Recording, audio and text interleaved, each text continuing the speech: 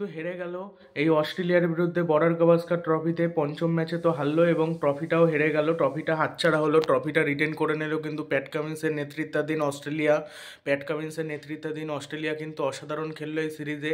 ঘরের মাটিতে ভালো খেলবে এটাই কিন্তু স্বাভাবিক, তবে আমরা আশা করেছিলাম যে গৌতম গম্ভীর কোচ হওয়ার পর মানে টেস্ট চ্যাম্পিয়নশিপের ফাইনালে যাব আবার, এবং এইবার অন্তত স্বপ্নটা পূরণ করব, অন্তত এবার আবার চ্যাম্পিয়ন হব, আইসিসি ট্রফি একটা আসবে, কিন্তু সেটা শেষ পর্যন্ত আসলো না। ভারত ফাইনালে উঠতে ব্যর্থ হলো টেস্ট চ্যাম্পিয়নশিপের ফাইনালে উঠে গেল কিন্তু অস্ট্রেলিয়া। প্রথম দল হিসেবে কোয়ালিফাই করেছিল সাউথ আফ্রিকা, সেকেন্ড দল হিসেবে উঠে গেল অস্ট্রেলিয়া। এখন ওই দুজনের মধ্যে যে কে যেতে এটাই দেখার বিষয়, তবে বলবো অনেকে অস্ট্রেলিয়া জিতবে, কিন্তু আমি ব্যক্তিগতভাবে চাইবো অন্তত সাউথ আফ্রিকা জিতুক। সাউথ আফ্রিকা অনেকদিন আইসিসি ট্রফি জিততে পারেনি, অস্ট্রেলিয়াকে হারিয়ে এই ট্রফিটা জিতে নিক সাউথ আফ্রিকা, তাহলে বেশি ভালো লাগবে অস্ট্রেলিয়া জেতার থেকে। অস্ট্রেলিয়ার আগের বারই ভারতকে হারিয়ে জিতেছে, একটা দল বারবার জিতে যাবে বাকি দলগুলো জিততে পারবে না, সেটা তো হতে পারে না। অন্য দল একটু জিতুক, অন্য দল একটু সুযোগ পাক, অন্য দল একটু রেকর্ড করুক, তারই তো ভালো লাগবে। আর এই সিরিজটা হারার প্রধান কারণ হলো ভুলভাল টিম সিলেকশন, প্রথম কথা। তারপর দায়িত্ব জ্ঞানহীন শট খেলা, ঠিক আছে। তারপর মানে খারাপ বোলিং করে, একমাত্র জসপ্রীত বুমরা ভালো বোলিং করছে, আর কেউ ভালো বোলিংই করতে পারছে না। বাজে ব্যাটিং বলা যেতে পারে, বাজে ক্যাপ্টেন্সি। মানে এই পঞ্চম ম্যাচে ক্যাপ্টেন্সি যে বাজে সব হয়েছে তা না, কিছু কিছু ভালো হয়েছে আবার বাজেও হয়েছে, কিন্তু লাস্ট আগের দুটো ম্যাচে জঘন্য ক্যাপ্টেন্সি রোহিত শর্মার। এবং ওই যে নিউজিল্যান্ডের যে সিরিজটাতে, ওই সিরিজে ভারতের যে হার, ওইখানে যদি তুমি দুটো ম্যাচও জিততা তাহলে কিন্তু ভারতের এই অবস্থা হতো না, তাহলে কিন্তু ভারতের একটা চান্স থাকতো, তাহলে কি অস্ট্রেলিয়ার মনে হয় হারতে হতো, তারপর কিন্তু অস্ট্রেলিয়া মানে যে আউট হতো, তাহলে কিন্তু ভারতের চান্স থাকতো ওই ঘরের মাটিতে। এই সিরিজের জন্য যে ভারত টেস্ট চ্যাম্পিয়নশিপের ফাইনালে যেতে পারেনি এটা আমি মনে করছি না। আমি মনে করছি যে ওই সিরিজটা হেরেছে বলে এখান থেকে বিদায় নিল টেস্ট চ্যাম্পিয়নশিপের ফাইনালের রেস থেকে, না হলে কিন্তু একদম আরামসে চলে যেত। তার কারণ ওই জায়গায় যা পারফরমেন্স করেছিল জঘন্য, ভারত যা বলার মতো নয়, নিজেদের ঘরের মাটিতে হোয়াইট ওয়াশ হয়েছে, এটা কোনো মানে কথা? এই গৌতম গম্ভীরের নেতৃত্বে অনেকগুলো বাজে রেকর্ড করে গড়ে ফেললো এই ভারত, মানে খুবই বাজে রেকর্ড। আর গৌতম গম্ভীর বলেছে যে ওই যে রোহিত শর্মা, বিরাট কোহলি, বুমরা আর বাকি সবাই সবাই এক সমান, যে ভালো খেলবে সে টিমে থাকবে, যে খারাপ খেলবে তাকে টিম থেকে বাদ দেওয়া হবে এবং তার মতো করে খেলতে হবে। সে যেরকম প্ল্যানিং বলবে সে সেরকমভাবে খেলতে হবে, না হলে কিন্তু দল থেকে বাদ দেওয়া হবে। কথা শুনতে হবে, তাহলেই দলে রাখা হবে, না হলে পরিষ্কার কথা দল থেকে বাদ দেওয়া হবে। এই যে চতুর্থ ম্যাচে, সেকেন্ড ইনিংসে এই পঞ্চম ম্যাচে, এই ম্যাচে অস্ট্রেলিয়ার ব্যাটিং দেখে মনে হলো ব্যাট করা কত সহজ, আর ভারতের ব্যাটিং দেখে মনে হচ্ছিল কত কঠিন। একমাত্র ঋষভ পান্ত ভালো ব্যাটিং করলো, কেএল রাহুল এক ম্যাচে খেলে, গত কয়েক ম্যাচে ধরে খেলতেই পারে না। যশস্বী জয়সওয়াল কত টানবে, যে বিজিটিতে বেশি রান করেছে। নীতিশ কুমারটি পঞ্চম ম্যাচে একেবারে খেলতে পারলো না। নীতিশ কুমারের আর 200+ রান টার্গেট দিল, এই ম্যাচ যা বাজে বোলিং করেছে জিতে যেতে। বুমরা যদি খেলতে পারতো লাস্ট ম্যাচটাতে, মানে লাস্ট ইনিংসে, তাহলে ভালো হতো। মানে আর player of the series award জিতেছে কিন্তু এই জসপ্রীত বুমরা অনবদ্য বোলিং করেছে।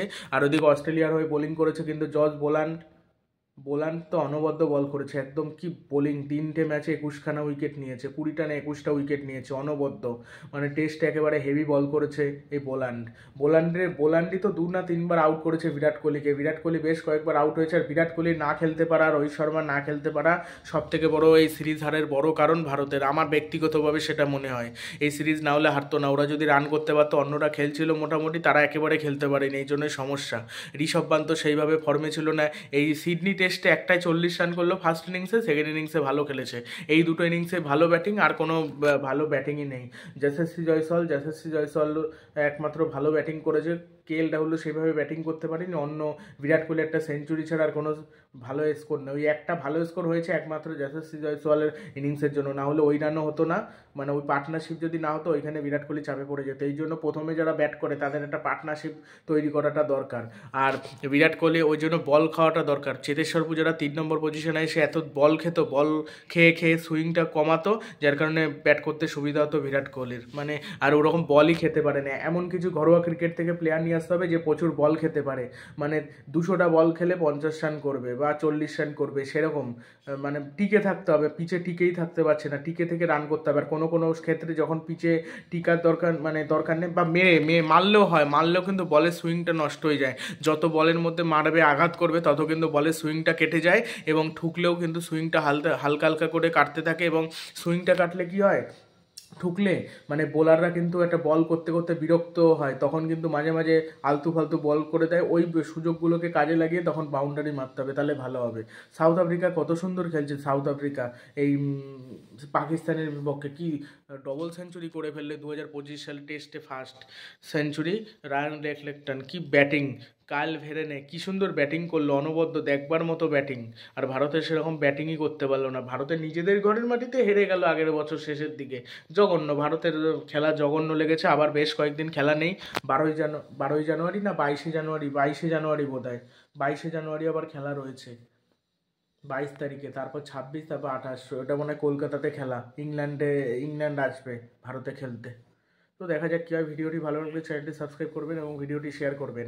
আর প্যাট কামিন্স এমন অধিনায়কত্ব করেছে, কিছুদিন আগেই কি 2023 সালে ওয়ানডে বিশ্বকাপ জিতিয়েছে, তারপর টেস্ট চ্যাম্পিয়নশিপের ফাইনাল জেতালো প্যাট কামিন্সের নেতৃত্বে অস্ট্রেলিয়া, মানে দুবার জিতলো, এই নিয়ে 3বার কাপ নেবে যদি জিততে পারে। আর টেস্ট চ্যাম্পিয়নশিপের ফাইনালে আমি তো আগেই বলেছিলাম ভারত ভালো খেলছে শেষ মুহূর্তে উঠতে পারে নাকি সন্দেহ, আমার সন্দেহটাই সত্যি হলো। আমি ভেবেছিলাম উঠতে পারবে না, সেটাই হলো, উঠতে পারলো না, এবং তাদের মানে এতদিনের আশা ভরসা সব জলে গেল, ভালো খেলা সব জলে গেল, রান করা সব জলে গেল, আসল জায়গায় যেয়ে কোয়ালিফাই করতে পারলো না। এর আগেও সেই হয়েছিল, এবারও তাই হলো। আর অন্যবার তাও ফাইনালে গিয়ে হেরেছিল, আর এইবার তো আরও বাজে অবস্থা, খারাপ।